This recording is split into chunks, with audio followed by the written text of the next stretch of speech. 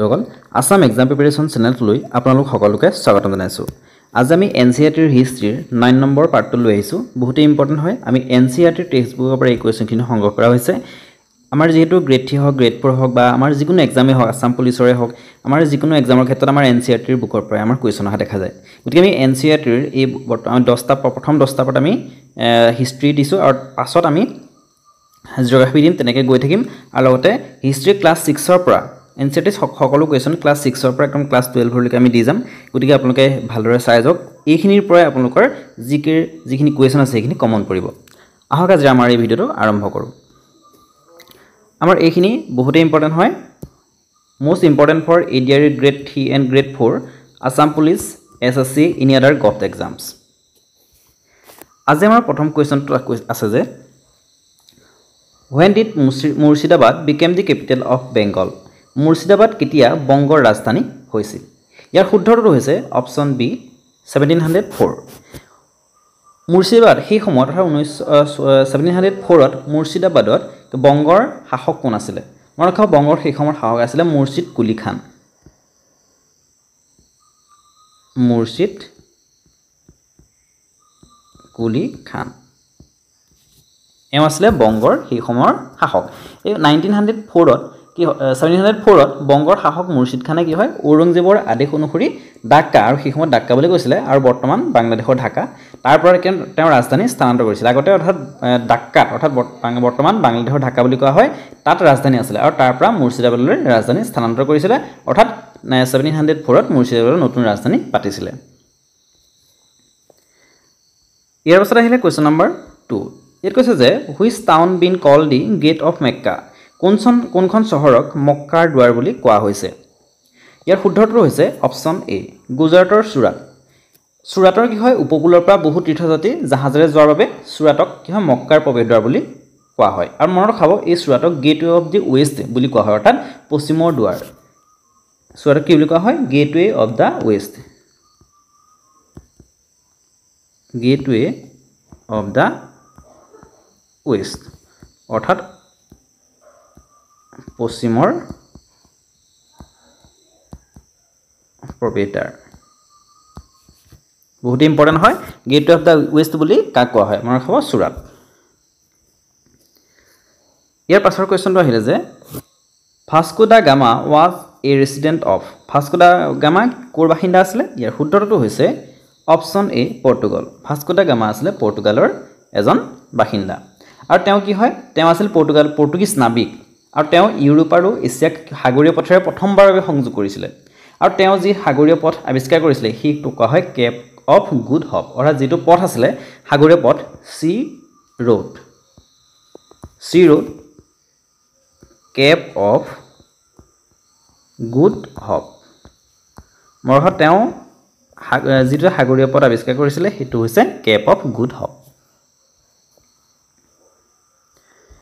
Question number 4 কৈছে যে which cities were gateway of trade? কোনবোৰ চহৰ বাণিজ্যৰ দুৱাৰ আছিল? তলত আমাৰ কেইবাখনো চহৰ দিয়া আছে অপশ্যনত এ বি চি কৰি পেলাই। ইয়াত আমাৰ 3খনকৈ চহৰ দিয়া আছে। সেই চহৰবিলাকৰ ভিতৰত কোনখনক বাণিজ্যৰ দুৱাৰ বুলি কোৱা হৈছিলে? ইয়াৰ শুদ্ধটো হৈছে অপশ্যন এ খামবাদ, আহমেদাবাদ এনে চুৰাট। এই 3খনক বাণিজ্যৰ চহৰ বুলি কোৱা হৈছিলে সেই সময়ত। এই 3খন কি হয় পশ্চিমীয়া বাণিজ্যৰ গুৰুত্বপূৰ্ণ স্থান আছিলে। চুৰাট আছিলে কি হয় অৰমুজ উপসাগৰৰ মাজেৰে পশ্চিম এছিয়াৰ সৈতে বাণিজ্যৰ দুৱাৰমুখ। চুৰাট আছিলে অৰমুজ উপসাগৰৰ মাজেৰে পশ্চিম এছিয়াৰ সৈতে বাণিজ্যৰ দুৱাৰমুখ। কুৱেশ্যন নম্বৰ 5 ইয়াত কৈছে যে মিৰ জুমলা এটেক দি আহোম ইন। মিৰ জুমলাই আহোমক আক্ৰমণ কৰিছিল কেতিয়া? ইয়াৰ শুদ্ধটো হৈছে অপশ্যন এ 1662। মিৰ জুমলাই অসম আক্ৰমণ কৰিছিল 1662 আৰু আহোম আক্ৰমণ কৰিছিলে, আৰু আহোমক পৰাস্ত কৰি তেওঁলোকে অসম দখল কৰিছিলে, আৰু দখল কৰাৰ পাছতে 1663তে তেওঁ আহোম এৰি গুচি গৈছিলে। তেওঁ কি হৈছিলে 1662ত মিৰ জুমলাই আহোম ৰাজ্য আক্ৰমণ কৰি পেলাই 1663তে আহোম ৰাজ্য এৰি গুচি গৈছিলে। বাৰিষা সেই সময়ত তেওঁ যেতিয়া গড়গাঁও দখল কৰিছিলে সেই সময়ত বাৰিষা হৈছিলে, আৰু তেতিয়া কি হয় তেওঁলোকৰ বেছিভাগ সৈন্যই মধুপুৰত আবদ্ধ হৈ ৰৈছিলে। আৰু আহোমৰ সেনাপতি সেই সময়ৰ আহোমৰ সেনাপতি আছিলে বাদুলী ফুকন। বাদুলি অৰ্থাৎ মিৰ জুমলাই আহোম আক্ৰমণ কৰোঁতে আহোমৰ সেনাপতি কোন আছিলে বাদুলি ফুকন মৰখাব এনেদৰে আহিব পাৰে যে মিৰ জুমলাই যেতিয়া অসম আক্ৰমণ কৰিছিল সেই সময়ত আহোমৰ সেনাপতি কোন আছিলে বাদুলি ফুকন আৰু এই বাদুলি ফুকনৰ নেতৃত্বতে কি হয় 1663 ঘিলাধাৰী সন্ধি হৈছিলে এই আহোম আৰু মিৰ জুমলাইৰ মাজত আৰু সেই সন্ধি হোৱাৰ পাছতে মিৰ জুমলাই অসম এৰি গৈছিলে আৰু অসম এৰি যোৱাৰ পথতেই ঢাকাত তেওঁৰ মৃত্যু হৈছিলে কোৱেশ্চন নম্বৰ 6 ইয়াত কৈছে যে who was the founder of the Maratha kingdom Maratha ৰাজ্যৰ প্ৰতিষ্ঠাপক কোন আছিলে ইয়াৰ শুদ্ধটো হৈছে অপশ্যন বি শিৱাজী আৰু শিৱাজীৰ প্ৰকৃত অৰ্থাৎ ফুল নাম আছিলে ছত্ৰপতি শিৱাজী মহাৰাজ ছত্ৰপতি শিৱাজী মহাৰাজা Question number 7 ইয়াত কৈছে যে বাহাদুৰ শাহ was the son of বাহাদুৰ শাহ কাৰ পুত্ৰ আছিলে ইয়াৰ শুদ্ধটো হৈছে অপশ্যন সি ঔৰংজেব বাহাদুৰ শাহ আছিলে ঔৰংজেবৰ পুত্ৰ আৰু বাহাদুৰ শাহ আছিলে ঔৰংজেবৰ থাৰ্ড son অৰ্থাৎ তৃতীয়জন পুত্ৰ Question number 8 ইয়াত কৈছে যে নাদিৰ শাহ was the ruler of which country Nadir শাহ কোনখন দেশৰ শাসক আছিল ইয়াৰ শুদ্ধটো হৈছে অপশ্যন এ ইৰাণ নাদিৰ শাহ ইৰাণৰ শাসক আছিল তেওঁ কি হয় ইৰাণৰ আফছাৰিড ডাইনেষ্টিৰ প্ৰতিষ্ঠাপক আছিল আফছাৰিড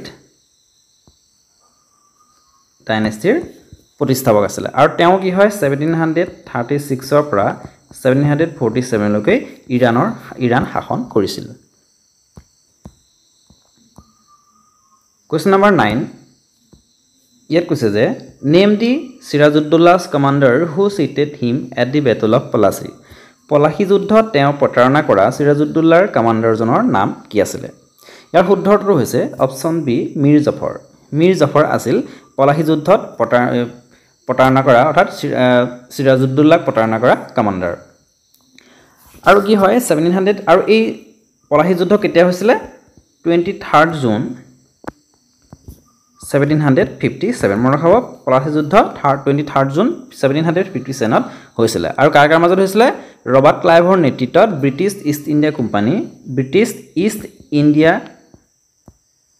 কোম্পানী আৰু বংগৰ শেষ নবাব সিৰাজউদ্দৌলাৰ মাজত মনত ৰাখিব বংগৰ শেষ নবাব সিৰাজউদ্দৌলাৰ মাজত সিৰাজউদ্দৌলা আৰু ব্ৰিটিছ ইষ্ট ইণ্ডিয়া কোম্পানীৰ মাজত এই পলাশী যুদ্ধ সংঘটিত হৈছিল আৰু এই ব্ৰিটিছ ইষ্ট ইণ্ডিয়া কোম্পানীৰ নেতৃত্ব কোনে দিছিলে মৰখাবৰ ৰবাৰ্ট ক্লাইভ বহুত ইম্পৰ্টেন্ট হয় ইয়াৰ পাছত আছে যে question number 10 who led the British army at the time of battle of Palashi যুদ্ধৰ সময়ত ব্ৰিটিছ সেনাবাহিনী কোনে নেতৃত্ব দিছিল অলৰেডি আমি কৈ গলো ইয়াৰ শুদ্ধটো হৈছে অপশ্যন ডি ৰবাৰ্ট ক্লাইভ আৰু পলাশী যুদ্ধ কেতিয়া হৈছিল 23rd জুন 1757 আৰু এই পলাশী যুদ্ধ কাৰ মাজত হৈছিল ব্ৰিটিছ ইষ্ট ইণ্ডিয়া কোম্পানী আৰু বংগৰ শেষ নবাব সিৰাজউদ্দৌলাৰ মাজত আৰু সেই ব্ৰিটিছ ইষ্ট ইণ্ডিয়া কোম্পানী কোনে নেতৃত্ব দিছিল ৰবাৰ্ট ক্লাইভে question number 11 who among the Mughal ruler led the battle of 1857 Mughal শাসকৰ ভিতৰত কোনে 1857 চনৰ যুদ্ধৰ নেতৃত্ব দিছিল 1857 চনৰ যি যুদ্ধ হৈছিল তাত কি হয় মুঘল শাসকৰ বিৰুদ্ধে বাহাদুৰ শাহে নেতৃত্ব বহন কৰিছিল মনত ৰাখিব সেই বাহাদুৰ শাহ আছিল মুঘলৰ একেবাৰে শেষৰজন শাসক লাষ্ট মুঘল এম্পায়াৰ আছিল বাহাদুৰ শাহ আৰু এই যুদ্ধ কি হয় বাহাদুৰ শাহৰ লগতে ৰাণী লক্ষ্মীবাই আৰু মংগল পাণ্ডেও নেতৃত্ব বহন কৰিছিল কোৱেশ্চন নম্বৰ 12 বহুত important question First English factory on the bank of river Hooghly was set up in Hooghly নদীৰ পাৰত প্ৰথম ইংৰাজী কাৰখানা স্থাপন কৰা হৈছিল কেতিয়া ইয়াৰ শুদ্ধটো হৈছে অপশ্যন এ 1651 হুগলি নদীৰ পাৰত প্ৰথমবাৰৰ বাবে ইংৰাজী কাৰখানা 1651 ত প্ৰতিষ্ঠা কৰা হৈছিল মনত ৰাখিব ফাৰ্ষ্ট ইংলিছ ফেক্টৰী ক'ত প্ৰতিষ্ঠা কৰা হৈছিল ফাৰ্ষ্ট ইংলিছ ফেক্টৰী ইয়াৰ দুটা এনসাৰ আছে ফাৰ্ষ্টটো হ'ল 1611 ত মছলিপট্টনমত মছলিপট্টনমত টেম্পৰেৰিলি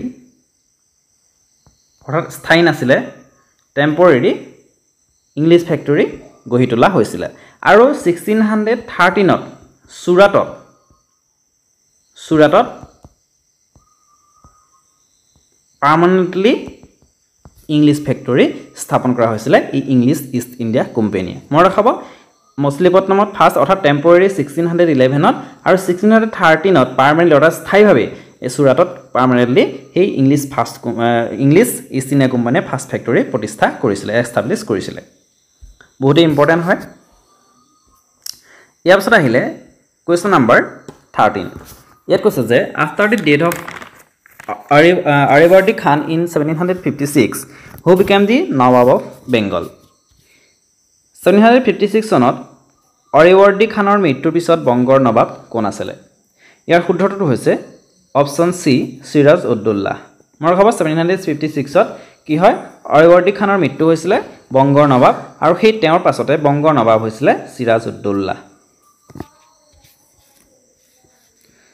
Question number 14 ইয়াত কৈছে যে which company was first to set up its trading factory in India কোনটো কোম্পানীয়ে প্ৰথমে ভাৰতত নিজৰ ট্ৰেডিং ফেক্টৰী স্থাপন কৰিছিল ইয়াৰ শুদ্ধটো হৈছে option B East India Company English East India কোম্পানীয়ে প্ৰথমে ভাৰতত নিজৰ ট্ৰেডিং ফেক্টৰী স্থাপন কৰিছিল আৰু অলৰেডি ক'লোৱেই যে 1911ত টেম্পৰেৰি মছলিপট্টনমত ইংলিছ ইষ্ট ইণ্ডিয়া কোম্পানীয়ে ফাৰ্ষ্ট ফেক্টৰী প্ৰতিষ্ঠা কৰিছিল আৰু 1913ত সুৰাটত পাৰ্মানেণ্টলি ইংলিছ ফাৰ্ষ্ট যি ফেক্টৰী সেয়া প্ৰতিষ্ঠা কৰিছিল এষ্টাব্লিছ কৰিছিল আমাৰ খবৰ ইণ্ডিয়াছ ফাৰ্ষ্ট ট্ৰেড চেণ্টাৰ ক'ত গঢ়ি উঠিছিল মোৰ খবৰ ইণ্ডিয়াছ ফাৰ্ষ্ট ট্ৰেড চেণ্টাৰ সুৰাটত গঢ়ি উঠিছিল ইণ্ডিয়াছ ফাৰ্ষ্ট ট্ৰেড চেণ্টাৰ গুজৰাটৰ সুৰাটত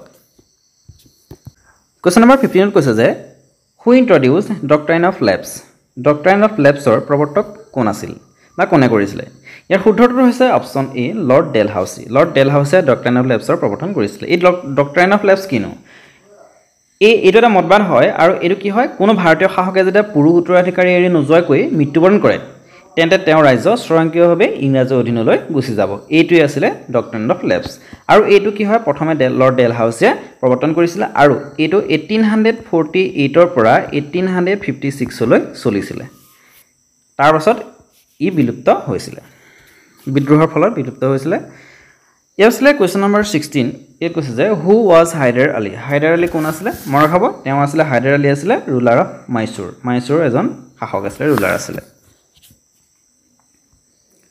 Question number 17 বহুত ইম্পৰ্টেন্ট হয় When was the Diwani of Bengal appointed to East India Company East India Company বংগৰ দিৱানীক কেতিয়া নিযুক্তি দিয়া হৈছিল ইয়াৰ শুদ্ধটো হৈছে 1765 বহুত ইম্পৰ্টেন্ট হয় East India Company বংগৰ দিৱানী হিচাপে 1765ত নিযুক্তি দিয়া হৈছিল আৰু এই ৰবাৰ্ট ক্লাইভে ইষ্ট ইণ্ডিয়া কোম্পানীৰ হৈ মোগল সম্ৰাটৰ বংগৰ দিৱান উপাধি গ্ৰহণ কৰিছিল আৰু এই 1765তে কোনে গ্ৰহণ কৰিছিল প্ৰথম দিৱানী উপাধি মোৰ খাব ফাৰ্ষ্ট দিৱানী উপাধি Deewani Robert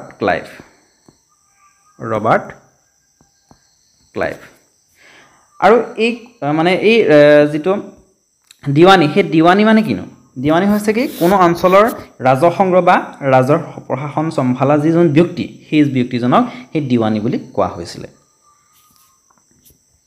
next question number 18 ইয়াত কৈছে যে in which year the permanent settlement of Bengal was introduced কোন চনত বংগৰ স্থায়ী বসতি স্থাপন কৰা হৈছিল ইয়াৰ শুদ্ধটো হৈছে অপশ্যন ডি 1793 1793 চনত বংগৰ স্থায়ী বসতি স্থাপন কৰা হৈছিল অৰ্থাৎ পাৰ্মানেণ্ট সেটেলমেণ্ট অফ বেংগল আৰু এই 1793 গভৰ্ণৰ আছিল সেই সময়ত কি হ'ল লৰ্ড কৰ্ণৱালিছ আৰু সেই গভৰ্ণৰ কোন আছিল মনত ৰাখিব ফাৰ্ষ্ট পাৰ্মানেণ্ট সেটেলমেণ্ট বেংগলৰ যেটা ফাৰ্ষ্ট পাৰ্মানেণ্ট সেটেলমেণ্ট অৰ্থাৎ স্থায়ী বসতি স্থাপন কৰা হৈছিল সেই সময়ত কি হয় অৰ্থাৎ 1793 গভৰ্ণৰ কোন আছিল লৰ্ড